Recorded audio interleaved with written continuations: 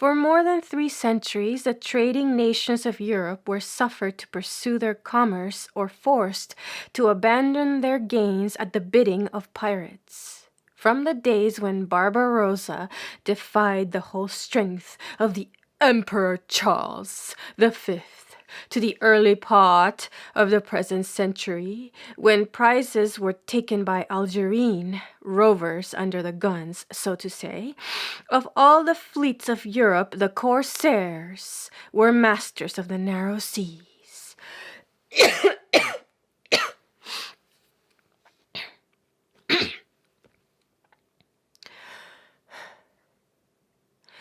And dictated their own terms to all comers. Nothing but the creation of the large standing navies of the present age crippled them. Nothing less than the conquest of their too convenient coasts could have thoroughly suppressed them. During those 3 centuries, they levied blackmail upon all who had any trading interest in the Mediterranean. The Venetians, Genoese, Pisans in older days, the English, French, Dutch, Danish, Swedish, and the American governments in modern times purchased security by the payment of a regular tribute or by the periodical presentation of costly gifts. The penalty of resistance was too well known to need exemplification. Thousands of Christian slaves in the Bagnon at Algiers bore witness to the consequences of an independent policy. So long as the nations of Europe continued to quarrel among themselves, instead of presenting a united line of battle to the enemy, such humiliations had to be endured. So long as a corsair raid upon Spain suited the policy of France, so long as the Dutch, in their jealousy of other states, could declare that Algiers was necessary to them, there was no chance of the plague subsiding. And it was not till the close of the great Napoleonic Wars that the powers agreed at the Congress of Aix-la-Chapelle in 1818 to act together and to do away with the scourge of Christendom. And even then little was accomplished till France combined territorial aggrandizement with the role of a civilizing influence. There had been pirates in the Mediterranean long before the Turks took up the trade. Indeed, ever since boats were built, their capabilities for plunder must have been realized. The filibustering expedition of Jason and the loot of the Golden Fleece is an early instance, and the Greeks at all times have distinguished themselves by acting up to Jason's example by sea and land. The Muslims, however, were sometime in accustoming themselves to the perils of the deep. At first they marvel greatly at those that go down to the sea in ships and have their business in great waters, but they did not hasten to follow them. In the early days of conquest of Egypt,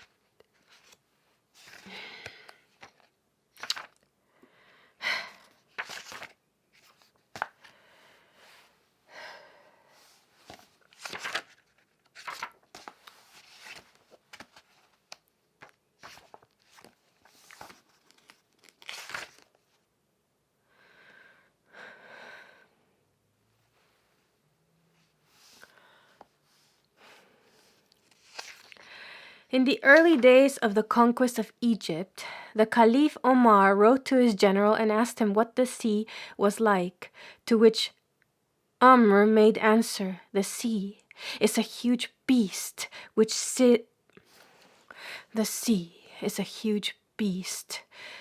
silly folk ride like worms on logs."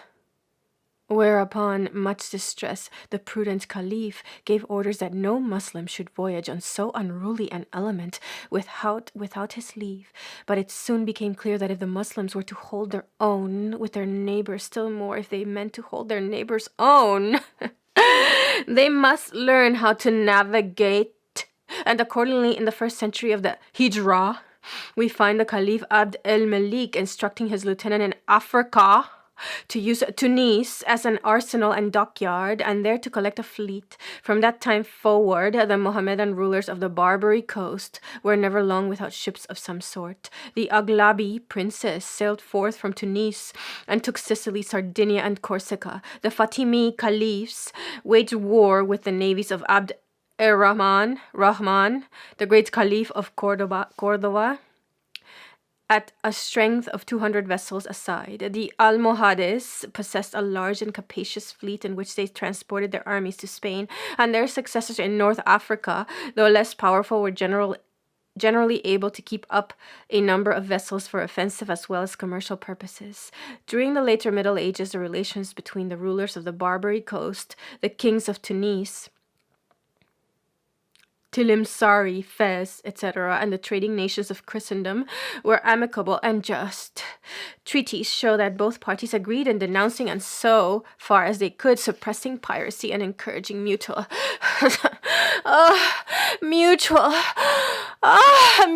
commerce. Suppressing piracy and encouraging mutual commerce. It was not till the beginning of the 16th century that a change came over these peaceful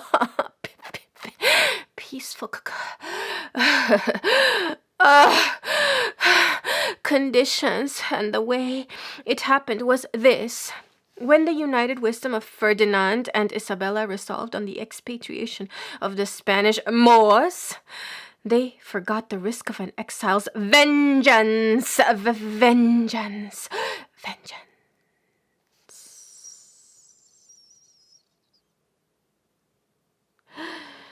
No sooner was Granada fallen than thousands of desperate Moors left the land which for 700 years had been their home, and disdaining to live under a Spanish yoke, crossed the strait to Africa, where they established themselves at various strong points such as Shershel, Oran, and notably at Algiers, which still then had hardly been heard of. No sooner were the banished Moors fairly settled in their new seats than they did what anybody in their place would have done. They carried the war into their oppressor's country. To meet the Spaniards in the open field was impossible in their reduced numbers, but at sea their fleetness and knowledge of the coast gave them the opportunity of reprisal for which they longed. Science, tradition, and observation inform us that primitive man had certain affinities to the beast of prey. By superior strength or ingenuity, he slew or snared the means of subsistence. Civilized man leaves the coarsest forms of slaughter to a professional class, and he kills at all. If he kills at all, elevates his pastime to the rank of sport by the refining element of skill and the excitement of uncertainty and personal risk. But civilized man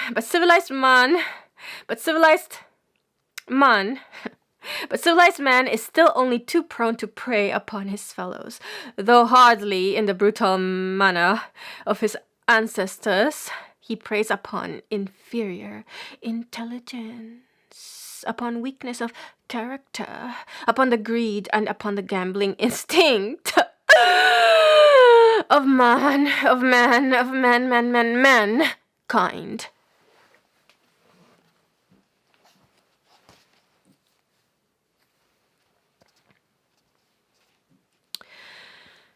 In the grandest scale, he is called a financier.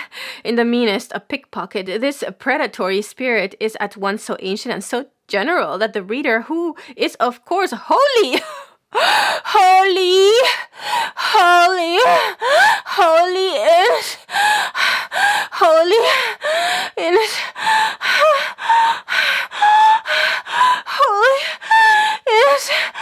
is such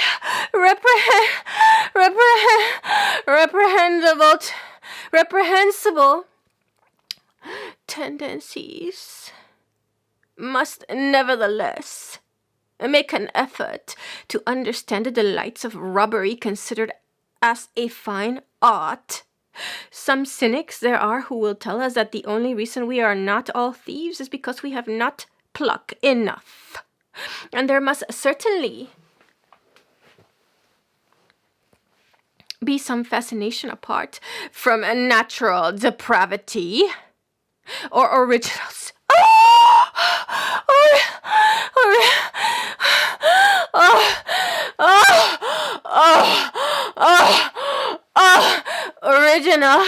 Original sin.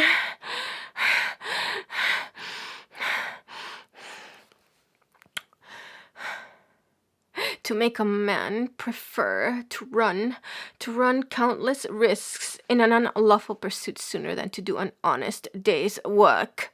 And in this sentence, we have the answer. It is precisely the risk, the uncertainty, the danger, that sense of superior skill and ingenuity that attract the adventurous spirit, the passion for sport, which is implanted in the vast majority of mankind.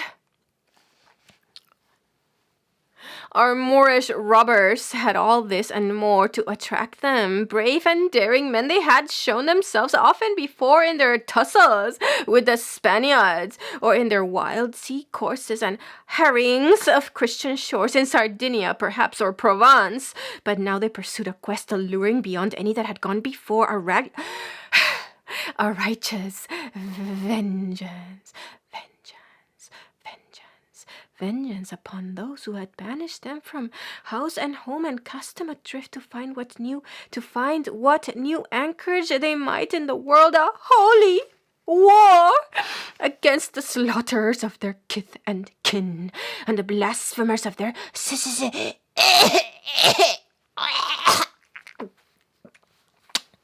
sacred faith.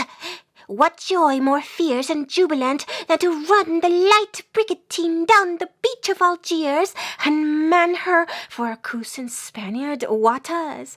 The little ship will hold but 10 oars a side, each pulled by a man who knows how to fight as well as to row, as indeed he must, for there is no room for mere landsmen on board a frigata.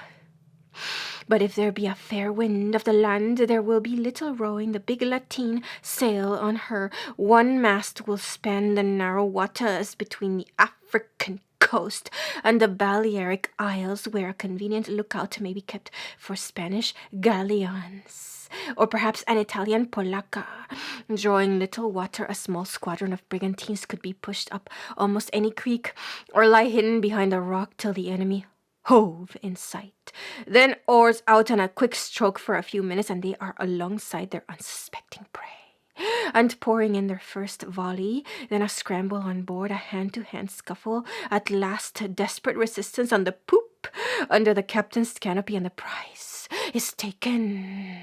The prisoners ironed, a jury crew sent on board, and all return in triumph to Algiers, where they are received with acclamations. Or it might be a descent on the shores of their own beloved Andalusia.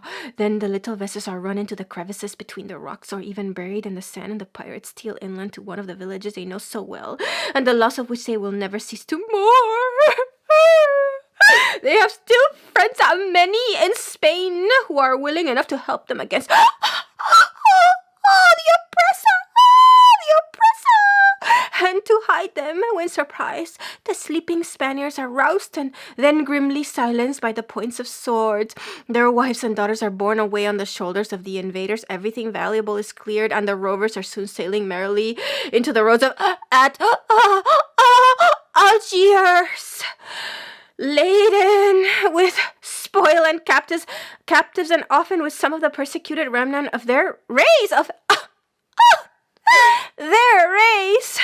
who thankfully rejoin their kinsmen in the new country to wreak such a vengeance on the Spaniard added a real zest to life. With all their skill and speed, their knowledge of the coasts, and the help of their compatriots ashore, there was still the risk of capture. Sometimes their brigantines caught a Tartar when they expected an easy victim, and then the Moors found the tables turned and had to grace their captor's triumph, and for years, perhaps forever, to sit on the banks of a Venetian or Genoese galley, heavily chained, heavily chained, heavily chained, heavily chained, heavily.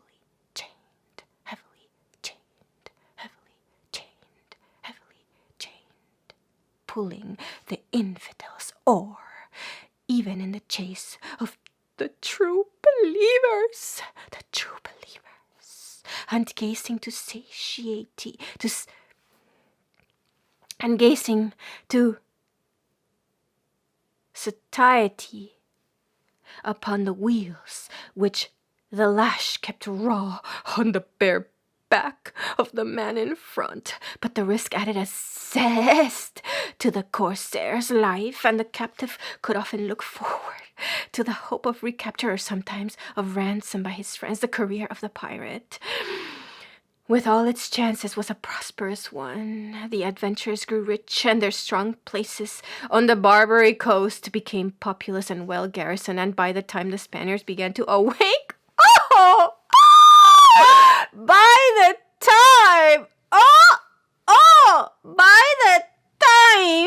by the time the Spaniards began to awake to the danger of letting such troublesome neighbors alone, the evil was past a cure. For 20 years, the exiled Moors had enjoyed immunity while the big Spanish galleys were obstinately held in port, contemptuous of so small a foe. At last, Don Pedro Navarro was dispatched by Cardinal Jimenez to bring the pirates to book. He had little difficulty in taking possession of Oran and Buyella, and Algiers was so imperfectly fortified that he imposed his own terms.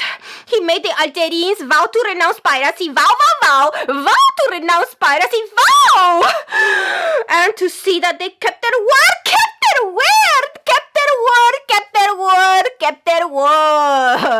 He built and garrisoned a strong fort called the Peñón d'Alger.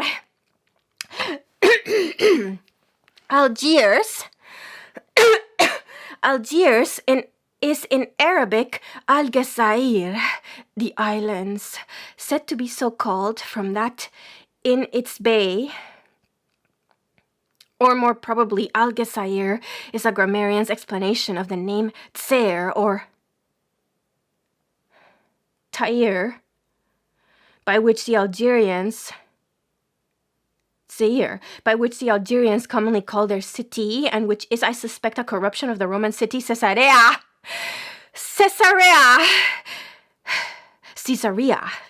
Augusta, which occupied almost the same site. It should Algiers is in Arabic Algezair, the island, so said to be so called from that in its bay, or more probably Algezair, is a grammarian's explanation of the name Tser or Dzir, by which the Algerians commonly call their city, and which is, I suspect, a corruption of the Roman city. The Roman city, Caesarea, Augusta, which occupied almost the same site. It should be remarked that the Algerians pronounce the gim hard, not Algezair. Europeans spelled the name in all sorts of ways: Arger, etc., down to the French Alger and our Algiers. He made the Algerines vow to renounce piracy and to see that they kept their word. He built and garrisoned a strong fort called the Peñón d'Alger to stop their boats from sailing forth. But the Moors had still more than one strong post on the rocky promontories of Barbary, and having tasted the Having tasted the delights of chasing Spaniards, they were not likely to reform, especially as the choice lay between piracy and starvation. Dig, they would not, and they preferred to beg by force, like the gentlemen of the road. So they bided their time till Ferdinand the Catholic passed away to his account, and then, in defiance of the Peñón and reckless of all the pains and penalties of Spanish retribution, they threw up their allegiance and looked about for allies.